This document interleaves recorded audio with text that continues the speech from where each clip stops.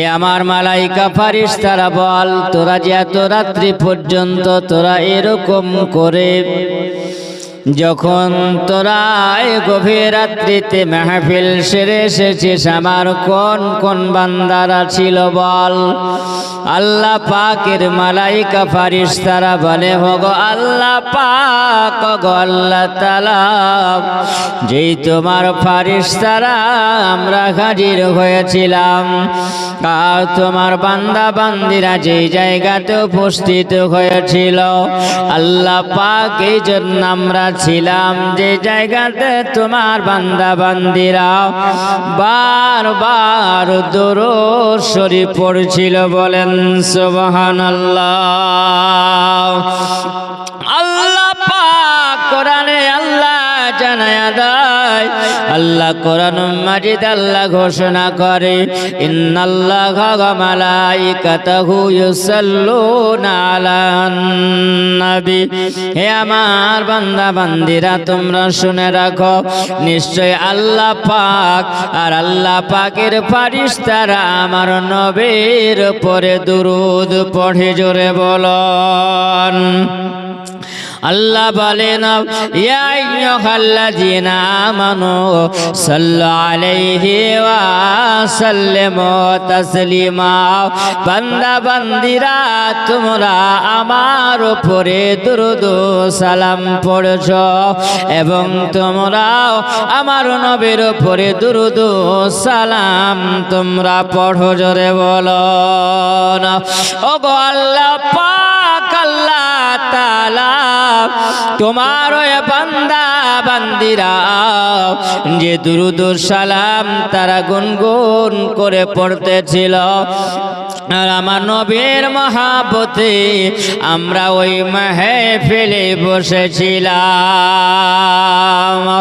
আল্লাহ পাক বলেন, আমার ওই বান্দা বান্দি যদি ইন্তেকাল করে যায়, আর ওই মকাতে যদি আমার বান্দা বান্দিরা একটু যদি আমার দরবারে হাত তুলে যদি দোয়া করে নাই, আল্লাহ পাক ওই বান্দা বান্দির তওবাকে আল্লাহ কবুল করে না। বান্দা, আমি তোমাকে আল্লাহ পাক হায়াত দিলাম, আমি আল্লাহ তোমাকে বয়স আমি দিয়েছি পৃথিবী জমিনে, কোনদিন তুমি সুযোগ সুবিধা তুমি পাওনি। ওরে বান্দা, তোমাকে আমি 60 বছর সময় দিয়েছি বান্দা, ওই 60 বছরের মধ্যে তোমার একটা দিন যেটা শেষ নিঃশ্বাসের দিন হবে, সেই দিনটাই বান্দা তুমি যদি তওবা করো ইখলাসের সহিত, আর ওই নসিবে যদি তোমার মাহফিল যদি জমে যায়, আমার আল্লাহ পাক বলে তোমার জিন্দেগি কামিয়াব হয়ে যাবে। তাই আল্লাহ পাক বলেন, আন-নাবিয়্যু আওলা বিল মুমিনিনা মিন আনফুসিহিম। আবার নবীকে আল্লাহ পাক জানিয়ে দিয়েছেন, গো হবে আল্লাহ পাক আল্লাহ তাআলা আপনাকে এত নিকটে আল্লাহ বানিয়েছে, প্রত্যেক মুমিনের জানের চাইতে আপনাকে নিকটে বানিয়েছে। জোরে বলেন সুবহানাল্লাহ। নূরে মুহাম্মদ রাসূল আরবি নায়েবে পরওয়ার জিবরাইল চমে যার দরবার,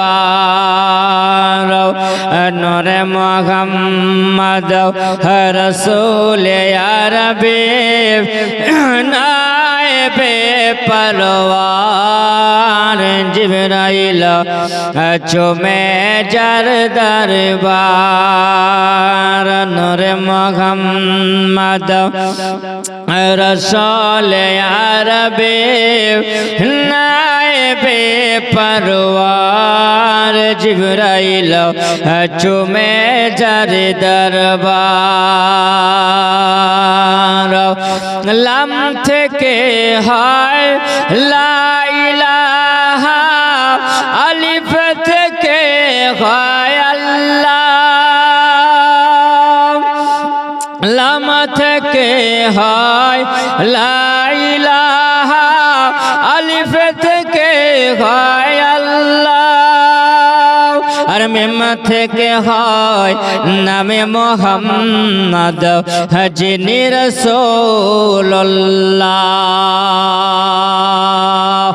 মিম থেকে হয় নামে মোহাম্মদ যিনি রাসূলুল্লাহ। আর শহীদ আজম,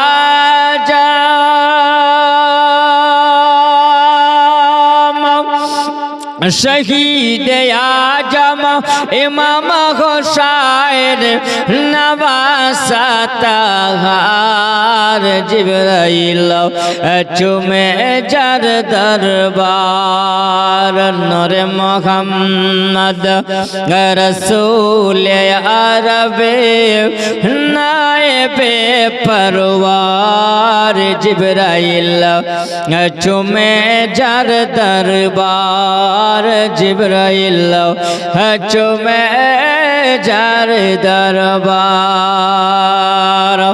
মাজিরা আমার সোনা মানিকেরাও খেয়াল করে শুনে যাবে, আমার নবী যখন কালেমার দাওয়াত আমার নবী দেন, ওই সবাই হযরত আবু বকর সিদ্দিক তিনি বলেছিলেন, আমি বাবাজি আমার সোনা মানিক, ওই সময় তিনি বলেন আমি ব্যবসার জন্য মুলকের সামনে গিয়েছিলাম, আর ব্যবসার জন্য মুলকের সামনে যখন যাই হঠাৎ করে দেখা গেল ওই জায়গায় সন্ধ্যা হয়ে আসলো, আর যেমনি সন্ধ্যা হয়ে আসা ওই জায়গায় তিনি তাম্বু গিরে দেওয়ার পরে তিনি বলেন আমি ওই জায়গাতে একটি ঘরের মধ্যে আমি আরাম করলাম, ঘরের মধ্যে আরাম করে রাত্রি বেলায় আমি ওই সময় দেখলাম যেন স্বপ্ন দেখতে পেলাম, আর স্বপ্নের মাধ্যমে এই একটা পূর্ণিমার চাঁদ যেন আমার কোলে নেমে আসলো,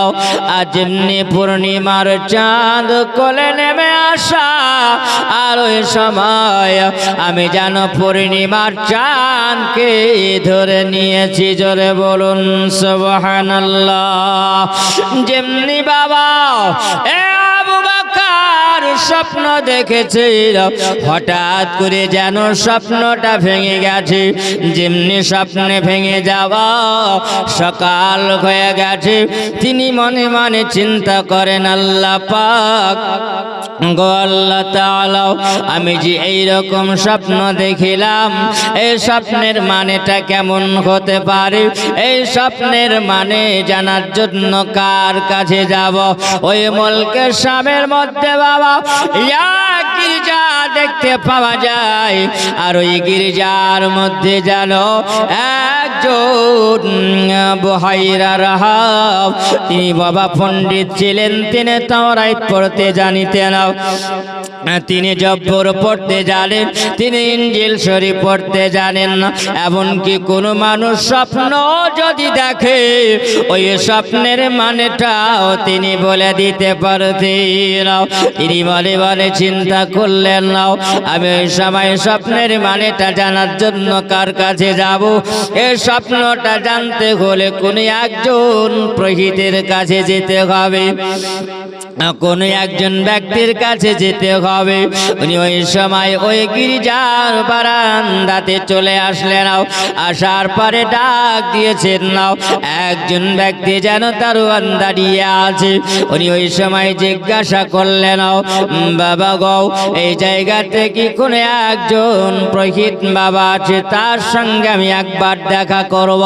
ওই দারোয়ান বলে, ওই বাবার সঙ্গে যদি দেখা করতে যদি হয় তাহলে আপনাকে সর্বপ্রথমে আমাকে জিজ্ঞাসা করতে হবে, আর জিজ্ঞাসা করে যদি পারমিশন যদি দেয় তাহলে বাবা আপনি তার সঙ্গে দেখা করতে পারবেন, আর যদি পারমিশন যদি না হয় তাহলে আপনি দেখা করতে পারবেন না। এই বলে তখন তিনি করলেন, দাঁড়িয়ে রইলেন। নাও হযরত আবু বকর তিনি বলেন, আমি ওই জায়গায় যখন বারান্দাতে বসে গেলাম,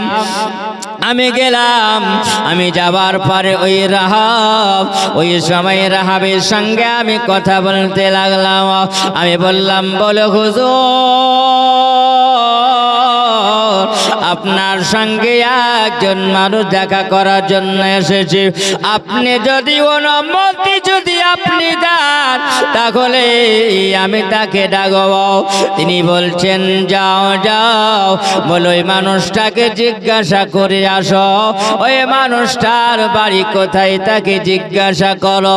যখন জিজ্ঞাসা করা হলো, আবু বকর বলে, শোনো ওরে দারোয়ান, আমার বাড়ি হলো মক্কা, আমি মুলকের সামনে এসেছিলাম ব্যবসা করার জন্য।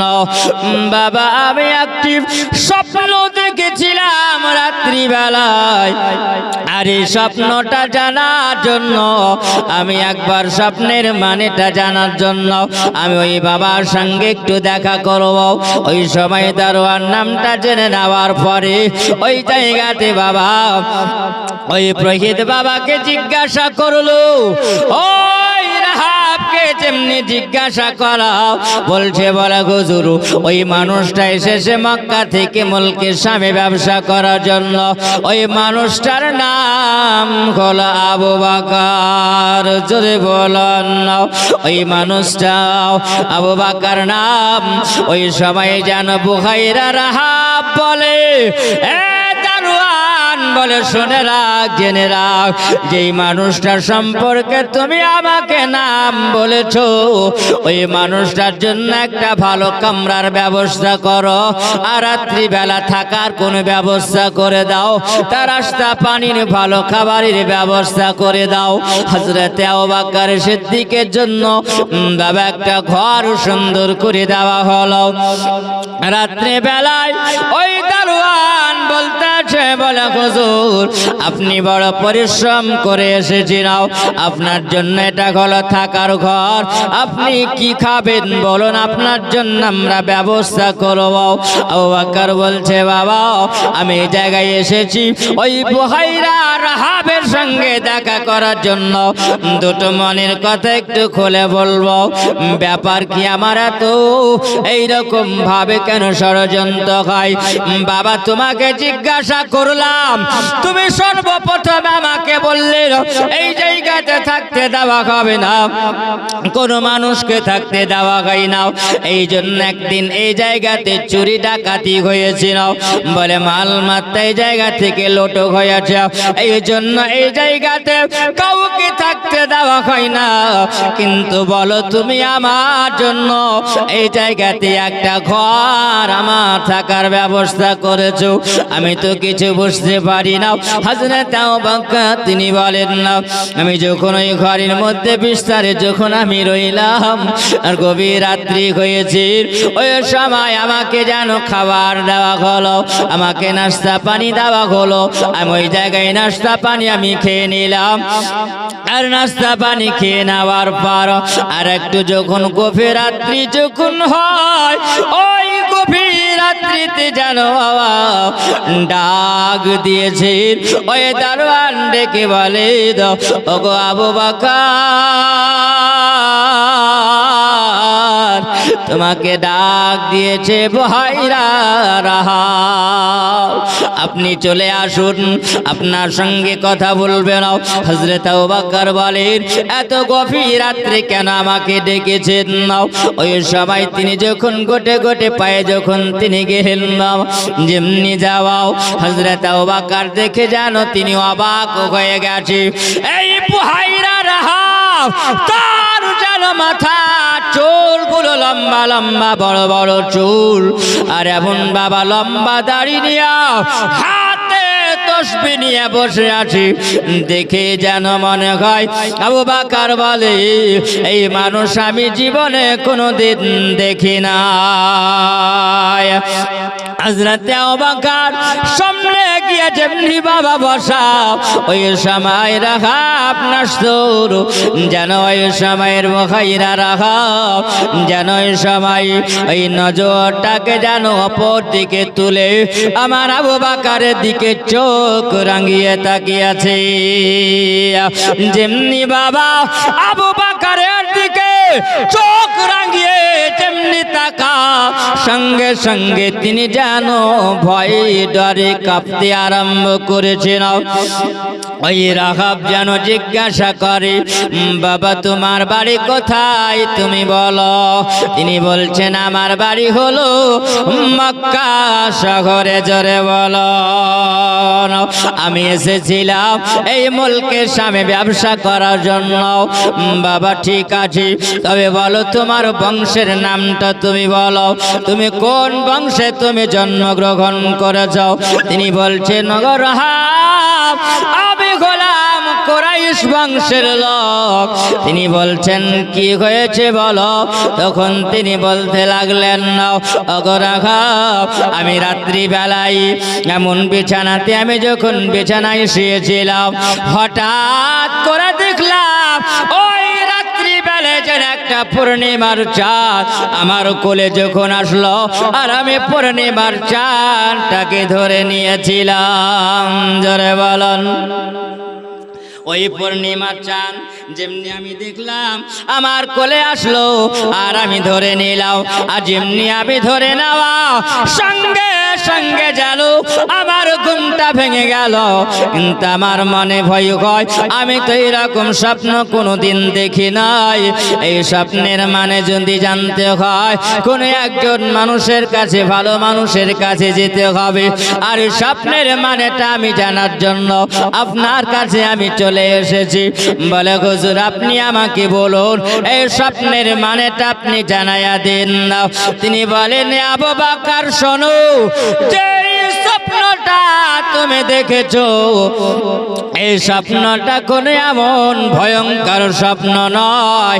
এই স্বপ্নটা আগামী দিনে আল্লাহ পাক তোমার তাকদীর পরিবর্তন করেছে। জোরে বলেন আবু বকর তিনি বলেন বাবা আমি তো কিছু বুঝতে পারলাম না আমাকে একটু ভেঙে আপনি বলুন। তিনি বলছেন বলে আবু বকর তোমার কুরাইশ বংশের একজন তিনি জন্ম নিয়েছেন যার বাপের নাম হলো আব্দুল্লাহ, মায়ের নাম হলো আমিনা, আর বাবার নাম হলো আব্দুল্লাহ, আর দাদুর নাম হলো আব্দুল মুত্তালিব। তিনি জন্ম নিয়েছেন কুরাইশ বংশী। আল্লাহ তাআলা আল্লাহ পাক তিনাকে নবী করে আল্লাহ পৃথিবীতে আল্লাহ পাক পাঠিয়েছেন।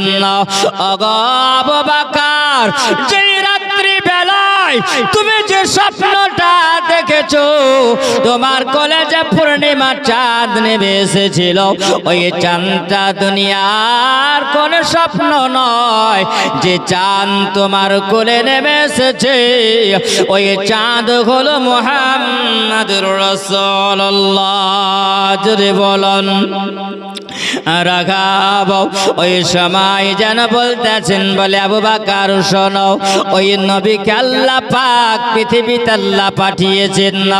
আবু বকর তুমি ওই নবীর হবে প্রথম নম্বরে খলিফা হবে তুমি আবু বকর, আর তুমি সর্বপ্রথমে কলমা পড়ে মুসলমান হবে। জোরে বলুন সুবহানাল্লাহ।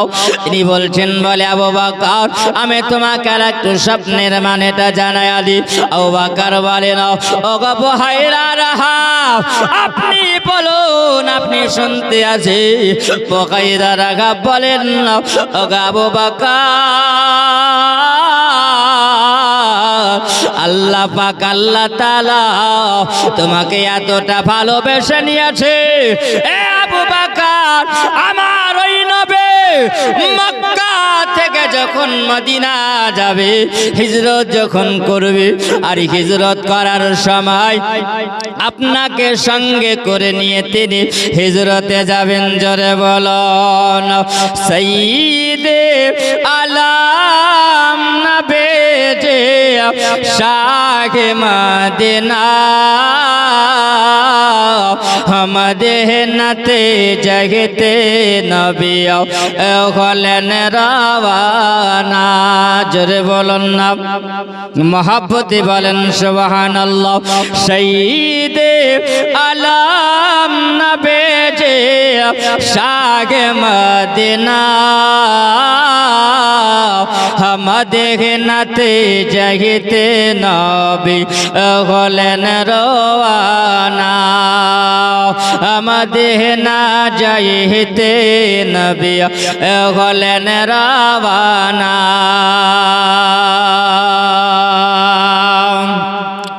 ওরে মক্কাবাসী নবীকে মারিব বলে ঘিরে বসিলি। আবার নবী যখন মক্কা থেকে মদিনা হিজরত করে, আমার নবী যখন যায় আল্লাহ পাকের হুকুম আল্লাহ পাক জানাই ওয়াইয়াম কুরু বিকাল্লাযিনা কাফারু লিয়াসবিতুকা ওয়া ইয়াকতুলুকা আও ইয়াখরিজুকা কুরুনা ইয়ামকুরুল্লাহ আল্লাহু খায়রুল মাকিরিন। জোরে বলেন সুবহানাল্লাহ। আল্লাহ পাক আল্লাহ তাআলা বলে ওগো আমার হাবিব জিবরিলকে আল্লাহ পাক জানিয়ে দাও, ওগো জিবরিল চলে যাও আমার নবীকে জানিয়ে দাও এ কাফের মুশরিকরাও আবার নবীকে মারার জন্য তারা ষড়যন্ত্র করতে আছে। কেউ বলে নবীকে বিতাড়িত করে দাও, নবীকে তাড়িয়ে দাও। কেউ বলে ইয়াকতুলু তাকে কতল করে দাও। কেউ বলছে না তাকে তোমরা কোন ঘরের মধ্যে বন্দী করে রাখো।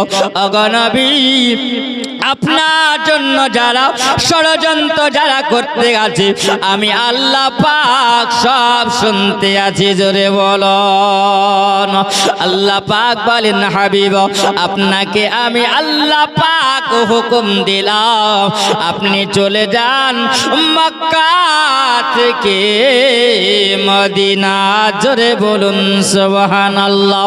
আল্লাহ পাক জানিয়ে দিলেন আর কাফের মুশরিকেরা ওই রাত্রিতে আমার নবীকে মারার জন্য মার্ডার করার জন্য তারা নবীর বাড়ির চারিদিকে তারা ঘেরাও করেছিল। তাই কবি বলছেন ওরে গো মক্কাবাসী নবীকে মারিব বলে ঘিরে বসিলে। जहाँ रहे हिफाजते खुदा, जहाँ रहे हिफाजते खुदा पठान मदीना सैयद आलम नबीजे शाह मदीना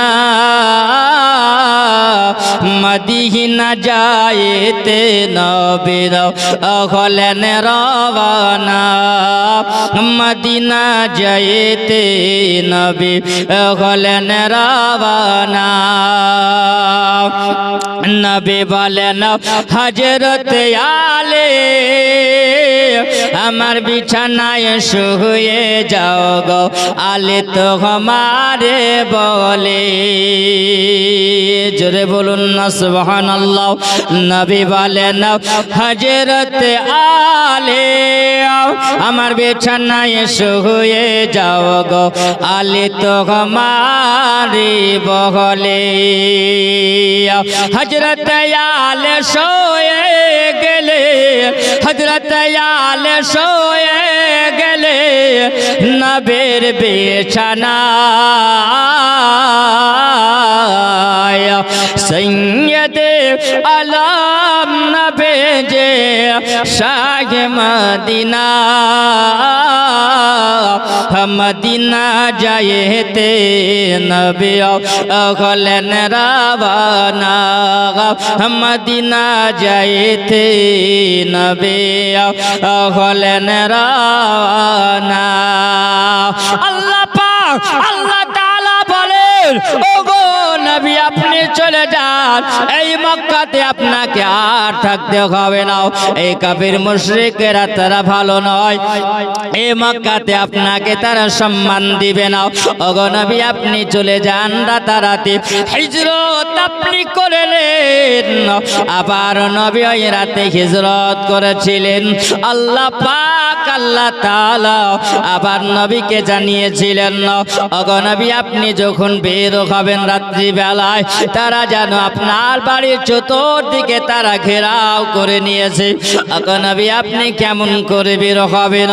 আল্লাহ পাক আল্লাহ তাআলা আমার নবীকে জানিয়ে দেয়, বলে দেয়, ওগো নবী আপনি শুনুন, আমার রমাইতা ইজ রমাইতা ওয়ালাকিন্নাল্লাহ রমা। জোরে বলেন না সুবহানাল্লাহ। আব্বাজিরা আমার সোনামানিকেরা, আল্লাহ পাক বলেন, হাবিব গো আপনি একটু মাটি উঠায় আনেন না, ধুলাবালি উঠায় আনেন না। আর ধুলাবালা উঠে নেওয়ার পরে ওগো নবী আপনি ওই সবাই কাফের মুশরিকদের দিকে চালায়া দিন না। আর আপনি হবেন চালানেওয়ালা, আর আমি আল্লাহ পাক আল্লাহ তাআলা তাদের চোখে পৌঁছে দেব। জোরে বলো, যেমনি ধুলাবালিটা তাদের চোখে পৌঁছে যাবে আর তারা চোখ নিয়ে ব্যস্ত হয়ে যাবে। ওই যখন তারা চোখ নিয়ে ব্যস্ত হবে, ওই সময় আপনি সুযোগে আল্লাহর হুকুমে আপনি বের হয়ে যাবেন। জোরে বলেন, যেমনি আপনি বের হবেন না, আর ওই সময় আপনি সঙ্গে নিবেন না কাকে? আবু বকরকে সঙ্গে নিয়ে যাবেন। আবু বকরকে যখন আপনি নিয়ে যাবেন না, ওই সময় আবু বকরের বাড়ি আমার নবী গিয়েছিলেন। আবু বকরকে সঙ্গে নিয়ে আমার নবী বলেন, ওগো আবু বকর বলে যেমনি ডাক দাও। আবু বকর বলে আমি দরওয়াজা খুলে দিয়েছিলাম, নবীকে সালাম দিলাম, আসসালাতু আসসালামু আলাইকা ইয়া হাবিবাল্লাহ। আপন নবী বলছেন, না গো আবু বকর কি ব্যাপার, তোমাকে ডাক দিলাম তুমি এক ডাকে সাড়া দিয়ে দিয়েছো। আবু বকর বলে, ইয়া রাসূলুল্লাহ ইয়া হাবিবাল্লাহ, নবী গো যেই দিনে আপনি আমাকে বলেছেন, বলে আবু বকর তোমাকে আমি নবী নিয়ে তোমাকে হিজরত আমি করব, ওগো নবী আমি সেই দিন থেকে আমার বিছানায় আমি ঘুমাই নাও, আমার বিছানায় আমি পেট ঢাকাই নাও। ওগো নবী আপনার মহাব্বত আপনার ভালোবাসায় আমি এই দরওয়াজায় টেকে লাগিয়ে আমি খিলান দিয়ে থাকি। জোরে বলো, আরে নবীর প্রেমে পাগল যাহারা প্রেম খেলা খেলে, আরে নবীর প্রেমে পাগল যারা প্রেম খেলা খেলে, আরে নবীর প্রেমে বয়স করনে দ্বন্দ্ব দেয় ফেলে, নবীর প্রেমে পাগল যারা প্রেম খেলা খেলে। জোরে বলেন সুবহানাল্লাহ। আরে প্রেম করিল হানজালা, আরে নবীর প্রেমে জীবন দিল, আরে গোসল করায়া দিল ফারিসে তার দলে, নবীর প্রেমে পাগল যারা প্রেম খেলা খেলে, নবীর প্রেমে পাগল যারা প্রেম খেলা খেলে। আরে প্রেম করিল আবু বকর, আরে প্রেম দরিয়ায় দিল সাঁতার, আরে প্রেম করিল আবু বকর, আরে প্রেম করিল আবু বকর, আরে প্রেম দরিয়ায় দিল সাঁতার, আরে আবু বকর মহাপতে, আবু বকর মহাপতে নবীর পাশে রয়েছে, নবীর প্রেমে পাগল যারা তারা প্রেম খেলা খেলে গেছে। হযরত আবু বকর তিনি বলতে আছেন, ইয়া রাসূলুল্লাহ নবী গো আর দেরি করে করা যাবে না নবী গো। আবার নবী বলছেন বলে আবু বকর চলো জলদি করে বের হয়ে যেতে হবে। আবার নবী বলেন আবু বকর কি নেওয়ার আছে তুমি নিয়ে নাও। আমার নবী বলেন না গো আবু বকর তোমার নবীকে তুমি এত ভালোবাসো বলে ইয়া রাসূলুল্লাহ এই জন্য নবী গো আমি একটা রাত্রিও ঘুমাতাম না নবী গো। আপনি যখন রাত্রি বেলায় এই আবু বকরের দরওয়াজার সামনে এসে নবী গো আপনি যদি একবার ডাক দিতেন আবু বকর বলে আর আমি আবু বকর যদি আপনার এক ডাকে সাড়া যদি না পেতাম ওগো নবী আপনার মনে কষ্ট হতো, আপনার দুঃখ হতো। আর আপনি যদি দুঃখ যদি পেয়ে যান ওগো নবী আবার আল্লাহ পাক আল্লাহ তাআলা নারাজ হয়ে যাবে। ওগো নবী আপনি কষ্ট পাবেন আমি আবু বকর এটা সহ্য করতে পারবো না। ওগো আবু বকর বলেন না ইয়া রাসূলুল্লাহ ইয়া হাবিবাল্লাহ নবী গো চলুন আমরা এখন বের হয়ে যাব। হযরত আবু বকর রাদিয়াল্লাহু তাআলা আনহু বাবা ওই সময় আমার নবীকে সঙ্গে করে নিয়ে যখন তিনি বের হলেন আর বের হয়ে যাওয়া হযরত আবু বকর বলেন আমার নবীকে বললাম ইয়া রাসূলুল্লাহ ইয়া হাবিবাল্লাহ নবী গো আপনাকে আর আমাকে কাফির মুশরিকেরা হয়তো তাড়া করবে নবী গো। আপনাকে বলি ইয়া রাসূলুল্লাহ আপনি আমার কাঁধের উপরে চেপে যান। আবার নবী সুবহানাল্লাহ আবু বকরের কাঁধের উপরে যখন চেপে যাওয়া নবীর মহাব্বত কাকে বলে বাবা। হযরত আবু বকর বলেন আমার নবীকে কাঁধে করে নিও। ওই সময় আমি যখন টুকটুক করে চলতেছিলাম হযরত আবু বকর আমার নবী মুস্তাফার ডান পা মোবারকায় তিনি চুমা দেয়। জোরে বলেন সুবহানাল্লাহ। তিনি বলেন আমি ডান পা মোবারকায় চুমা দিলাম, বাম পা মোবারকায় চুমা দিলাম। আমার নবী বলছেন আবু বকর এই আবু বকর বলো বলো আমার ডান পায়ে তুমি চুমা দাও আমার বাম পায়ে তুমি চুমা দাও কেন গো আবু বকর? আবু বকর বলে ইয়া রাসূলুল্লাহ ইয়া হাবিবাল্লাহ নবী গো আপনার ডান পায়ে বাম পা মোবারকায় এই জন্য নবী আমি চুমা দিলাম। যার কদম মোবারক আর সে আজিমের চাইতো হলো ধন্য, যার কদম জমিনে পড়িলে দুনিয়ার হয় মেরা, যার কদম জমিনে পড়িলে দুনিয়ার হয় মেরা। সে নবীর রওজা দেখিলে হবে জান্নাতের হকদার। জোরে বলল নূরে মুহাম্মদ রাসূলে আরবে নায়েবে পরওয়ার জিবরাইল চুমে যার দরবার, জিবরাইল চুমে যার দরবার। আবার নবীকে বলে ইয়া রাসূলুল্লাহ ইয়া হাবিবাল্লাহ নবী গো আপনার কদম বসেই জন্য করলাম ইয়া রাসূলুল্লাহ ইয়া হাবিবাল্লাহ নবী গো যার কদম তার সে আজিমে পড়ে আর সে আজিম ধন্য হয়ে গেছে। ইয়া রাসূলুল্লাহ আপনার মহাব্বতে কদম চুমলাম। আমার নবী বলতে আছে ওগো আবু বকর তোমার নবীকে তুমি এত ভালোবাসো হাল জাযাউল ইহসানু ইল্লা আল ইহসান। ওগো আবু বকর তুমি নবীর কদম ধরে যখন চুমেছো আমি নবী তোমাকে জানাইয়া দিলাম এর বদলা আমি নবী তোমাকে তার আমি আল্লাহর নবী এই জন্য তোমাকে এর বদলা আমি নবী তোমাকে নাম দিব পুরস্কার নবী আমি দিয়ে দেব। যারা বলেন হযরত আবু বকর তিনি বলেন আমার নবী আমাকে পুরস্কার দিয়েছিলেন না। আর কি পুরস্কার দিয়েছিলেন বাবা ইনশাআল্লাহ আপনাদেরকে শোনাবো। আবার নবী কি পুরস্কার আবু বকর কে আল্লাহর নবী দিয়েছিলেন। আব্বাজিরা আমার সোনা মানিকেরাও, হযরত আবু বকর তিনি বলেন আমি নবীকে যখন কাঁধে করে নিয়ে আমি উঁচু পাহাড়, যেটা 3 মাইল উঁচু পাহাড়, ওই 3 মাইল উঁচু পাহাড়ে আবু বকর আমার নবীকে নিয়ে গেলেন।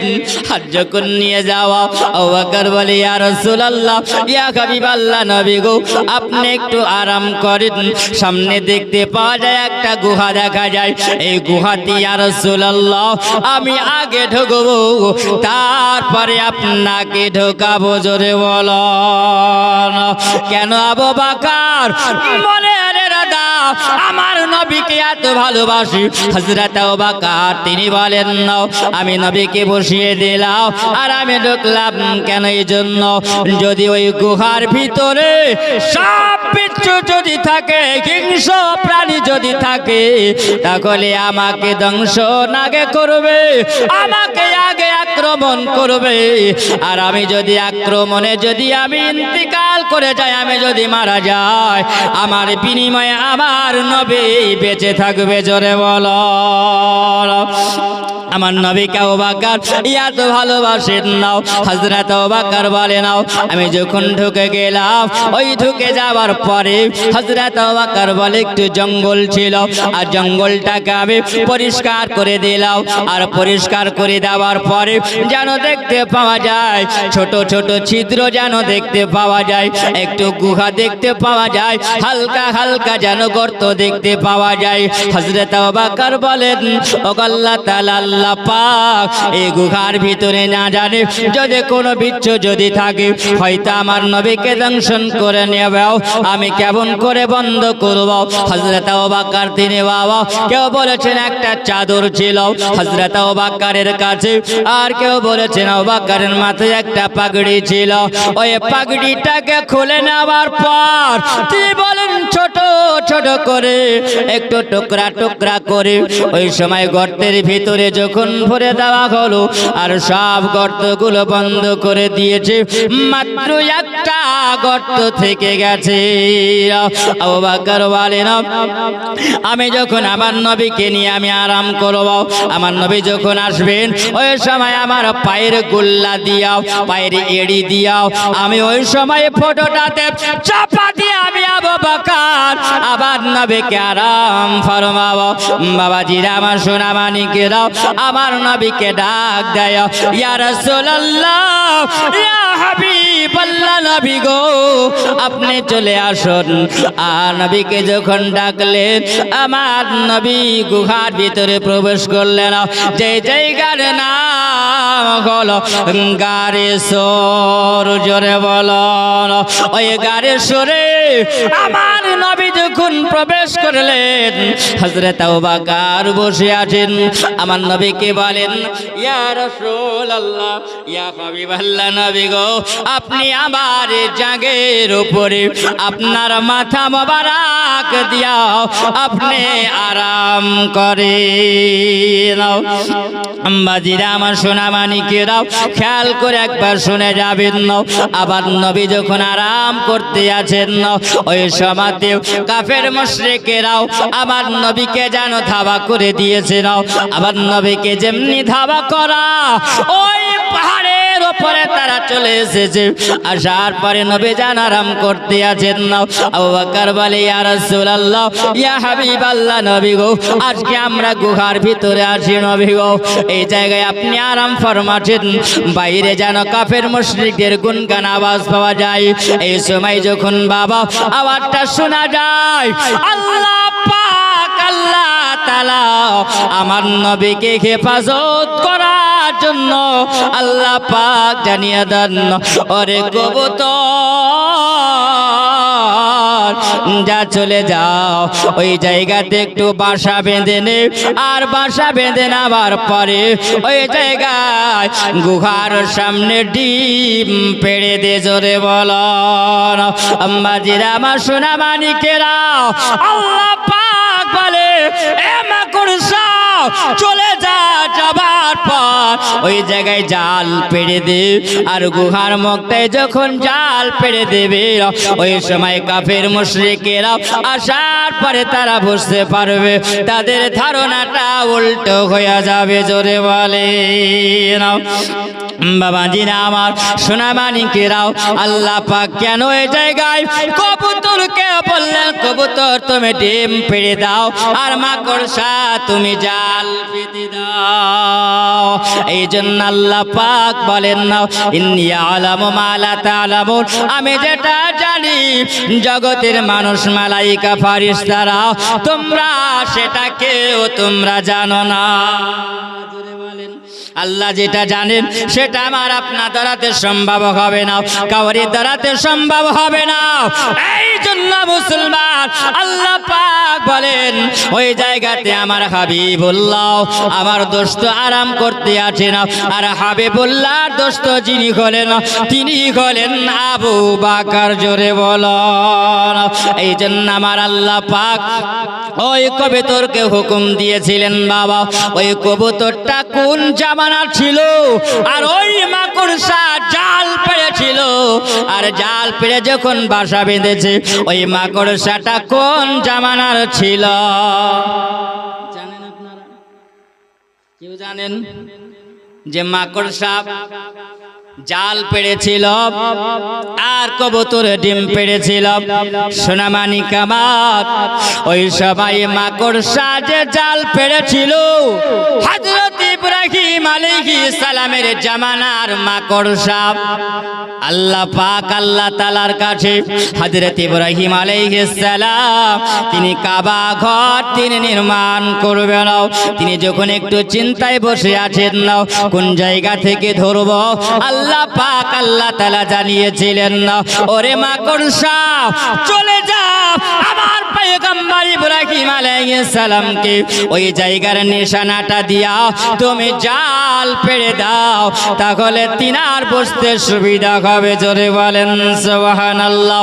আল্লাহ পাক বলেন, এ মাকড়সা, যখন আমার পয়গম্বর ইব্রাহিম আলাইহিস সালামকে তুমি যখন সহযোগিতা করেছো, আমি আল্লাহ পাক আল্লাহ তাআলা তোমাকে অতদিন হায়াত আমি দেব যতদিন আমার নবী হিজরত করে মক্কা থেকে মদিনা যাবে, অতদিন তোমাকে আমি আল্লাহ পাক হায়াত দান করব। জোরে বলেন। আল্লাহ পাকের সব ইচ্ছা হয় বাবা। ওই কবুতরটি ডিম পেড়েছিল, ওই কবুতর ডিম পারল, ওই কবুতরটা ছিল হযরত নূহ আলাইহিস সালামের জামানা। জোরে বলেন বাজিরা আমার, সোনা মানিকেরা, হযরত নূহ আলাইহিস সালাম সর্বপ্রথমে বলেছিল, যখন তোমরা যাও, যদি পাহাড় থেকে নৌকা যখন লেগেছিল আর যখন পানি কমে গেছিল, কমে যাবার সবাই আল্লাহর পয়গম্বর নূহ আলাইহিস সালাম বলেছিল, বলে যারে ওরে কবুতর যাও তুমি একটু খবর নিয়ে এসেছিল।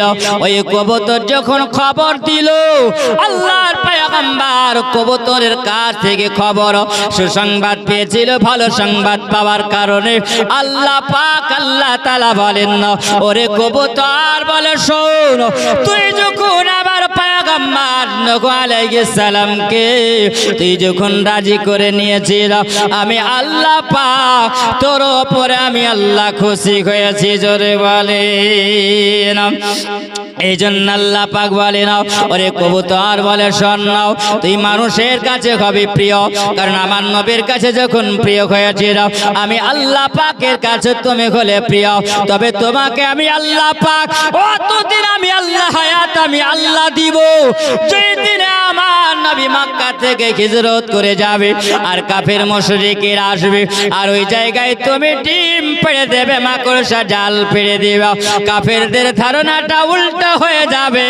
তার কারণ কেউ বুঝতে পারবে না, গুহার ভিতরে যদি কোনো মানুষ যদি প্রবেশ করে, তাহলে মাকড়সা জালগুলো ছিঁড়ে যাবে আর কবুতর থাকতে পারে না, কবুতর আপন বাসা ছেড়ে উড়ে তারা পালিয়ে যাবে। এটাই হলো আল্লাহ পাক জানে।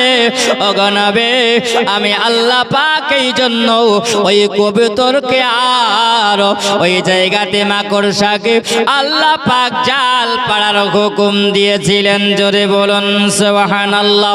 আর একটা জানো, কাফিরেরা যখন না ওই জায়গায় ষড়যন্ত্র করে, তারা বলছেন চলো গুহার ভিতরে হয়তো আছে, ওই গর্তের ভিতরে হয়তো আছে। কেউ বলছেন না, কেমন করে হতে পারে? কোনো মানুষ যদি গুহার ভিতরে ঢুকে, মাকড়সা জাল পেড়ে আছে, জালগুলো ভেঙে যাবে, জালগুলো থাকবে না, আর কবুতর ডিম পেড়ে বসে আছে, আর আপন বাসাতে থাকবে না, কবুতর উড়ে পালিয়ে যাবে। এইরকম ভাবে তারা যখন মনের মধ্যে ষড়যন্ত্র করে, ওই জায়গাতে বাবা একটা প্রাণী ওই জায়গাতে বলেছিল, ঠিক ঠিক করে নবীর বিপক্ষে সাড়া দিয়েছিল। আপনার বাড়িতেও আছে, আমার বাড়িতেও আছে।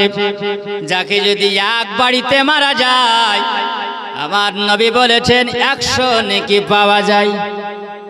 জোরে বলেন। হ্যাঁ জি, সুবহানাল্লাহ। কটা মেরেছেন? জি, এটা একদম হযরত আয়েশা সিদ্দিকা রাদিয়াল্লাহু তাআলা আনহা হতে বর্ণিত আছে। আমার নবী বলেছেন, আয়েশা, ওই সময় এক টিকটিকি, যে দেখবেন কোন কথাবার্তা যখন বলবেন তখন মাঝখানে tick tick tick tick tick করে, করে না করে না? একদম শিরকি কাজ এটা। কোন মানুষ দেখবেন যখন ওটা করে, তখন দেখবেন কিছু যদি থাকে তো ঠাক ঠাক করে আওয়াজ করে, করে না করে না? জি, অনেক মায়েরা করে, আর বাপজিরাও করে, যে ওর আওয়াজের সঙ্গে সঙ্গে কিছুতে বাড়ি মারে, বলে এটাই হয়তো ঠিক কথা বলছে, বুঝতে পেরেছে, বলে ঠিক কথা বলছে। খবরদার, সাবধান, এই শয়তান যদি বাড়িতে থাকে তো বাড়িতে রহমত থাকবে না। এটা হচ্ছে নবীর দুশমন, 1 নম্বর নবী দুশমন। আর আমার নবী সাল্লাল্লাহু আলাইহি ওয়াসাল্লাম বলেছেন, সুবহানাল্লাহ, ইব্রাহিম আলাইহিস সালাম, ইব্রাহিম আলাইহিস সালামকে যখন আগুনে ফেলা হয়েছিল, তখন ওই সময় রাস্তা দিয়ে এক ব্যাঙ আর এক গিরগিটি, বুঝলেন, গিরগিটি হেঁটে যাচ্ছে, সাপ আর ব্যাঙ হেঁটে যাচ্ছে। ওই সময় দুজনের সঙ্গে কথা হচ্ছে, তুই কোথায় যাবি? তো বলছে যে আমি তো যাব, ইব্রাহিম পয়গম্বরকে নাকি আগুনে ফেলেছে, আমি যাব, যাওয়ার পরে একটু পেছাব করে দিব, আমার পেছাবে যদি একটু আগুন লিভাই। জোরে বলেন সুবহানাল্লাহ। আচ্ছা, ব্যাঙের পেছাবে কি আগুন লিভাবে?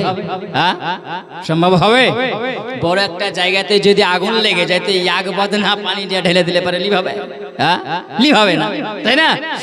কিন্তু মহব্বত দেখেন, নবীর মহব্বত, ইব্রাহিম পয়গম্বরকে যে মহব্বত করেছেন, আমার একটু পেছাবে তো আগুন নিভাবে না, কিন্তু যতটুকুই নিভাই আমি নবীর পক্ষ হয়ে আমি যাব।